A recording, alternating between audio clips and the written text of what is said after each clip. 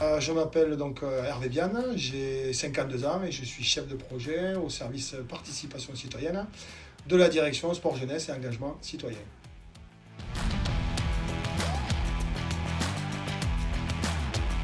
Je suis titulaire d'un master 2 de sciences politiques que j'ai eu à l'IEP de Toulouse et à l'université du Capitole. Suite à ça, j'ai intégré le ministère de l'Intérieur dans le cadre de mon service national. J'ai connu différentes affectations à Nice, Angoulême, Toulouse. En 2001, ensuite, après, j'ai intégré les services du département en tant qu'emploi jeune. Ensuite, j'ai été titularisé à l'intérieur, donc en tant qu'adjoint administratif. Puis après, j'ai déroulé une carrière en passant à des concours. Voilà. Parce que je considère que les concours, c'est le mode de progression le plus sûr, le plus stable et celui qui permet de dérouler sa carrière. Suite à la réussite à un concours justement en 2018 de rédacteur principal deuxième classe, j'ai intégré la première direction en lien avec la thématique de la participation citoyenne, première direction qui a été créée en 2018, direction stratégie et participation citoyenne. Donc j'ai intégré donc cette direction en tant que rédacteur principal sur un poste de gestionnaire administratif et financier. Mon poste consistait à l'époque à gérer les projets lauréats du budget participatif, donc au nombre de 140. Après, je me suis un peu plus spécialisé sur des fonctions aussi d'animation, parce que ces dispositifs participatifs m'ont rapidement plu. Donc j'ai continué à passer des concours. J'ai eu le concours d'attaché territorial en interne en 2023.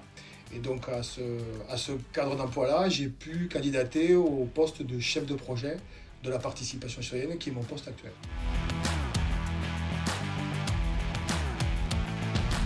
Un chef de projet, donc, c'est un cadre A qui va effectivement gérer différents dispositifs, différents projets.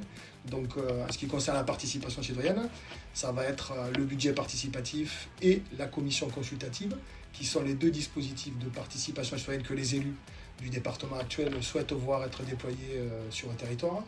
Donc, mon rôle, ça consiste à élaborer, concevoir, faire des propositions aux élus, de la phase de faire connaître, c'est-à-dire en termes de stratégie de communication, jusqu'au contrôle ou à l'évaluation de ces dispositifs. Ensuite, mon autre rôle, c'est aussi de faire l'évaluation de ces dispositifs participatifs. Voilà, donc c'est évaluer ces dispositifs en termes qualitatifs et quantitatifs. Ça va être aussi d'accompagner et de travailler avec les élus sur ces dispositifs.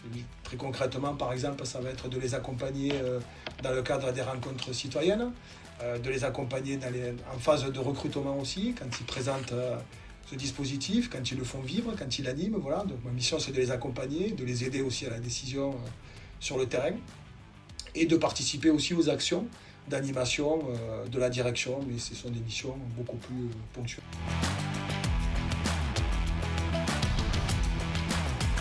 Donc le budget participatif, j'en reçois, c'est un dispositif qui consiste à associer les citoyens par le biais d'une votation et en déposant des idées, à associer les citoyens à une enveloppe financière entre 500 000 et 1 million d'euros pour qu'effectivement ces citoyens peuvent proposer des idées qui vont après être concrétisées par le biais de choix et d'une votation citoyenne.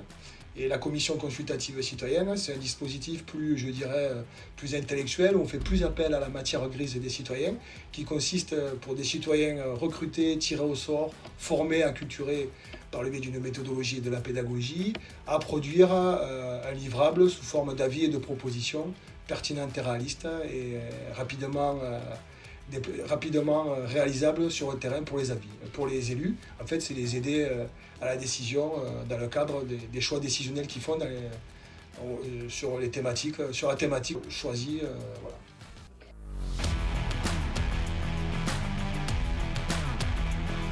3 éléments principaux qui me plaisent.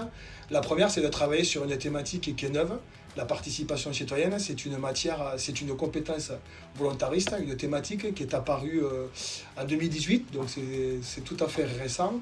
En même temps, c'est une matière, une thématique qui est effectivement qui répond à un cadre juridique souple, lié au Code des relations publiques et l'administration. Donc ça laisse, en tant que chef de projet, c'est quand même appréciable parce que ça me laisse quand même beaucoup de latitude et de liberté de proposition aux élus pour proposer des dispositifs tout à fait originaux. Ensuite, c'est le travail aussi avec les élus et les citoyens, le travail pédagogique avec les citoyens, c'est-à-dire prendre un citoyen, travailler avec un citoyen que l'on recrute, que l'on forme, que l'on acculture donc à un sujet et lui permettre sur quelques mois et quelques années de rendre des propositions, d'émettre des propositions qui vont aider à la décision les élus, donc ce travail pédagogique, le lien aussi avec les élus, le travail aussi avec les élus, bien sûr, et enfin, sous l'autorité hiérarchique du directeur, c'est de travailler avec mes collègues en petite équipe projet, donc de co-construire, de discuter, d'amender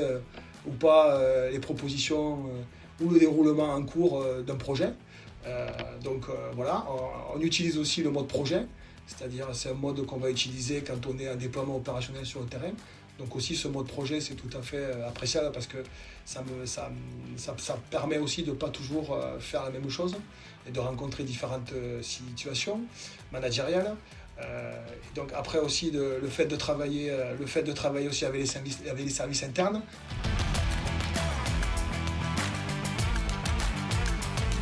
Oui, effectivement, c'est l'alternance entre le travail de terrain et le travail administratif qui est motivant aussi sur ce poste de chef de projet.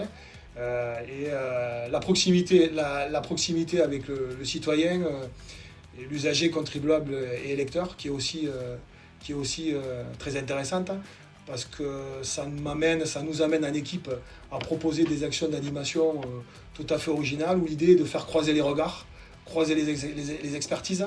Ce qui est très intéressant aussi, c'est de voir que les citoyens arrivent avec leur propre regard en tant qu'habitants du territoire et cette expertise-là peut être tout à fait précieuse pour les élus, pour les aider justement dans leur choix décisionnel.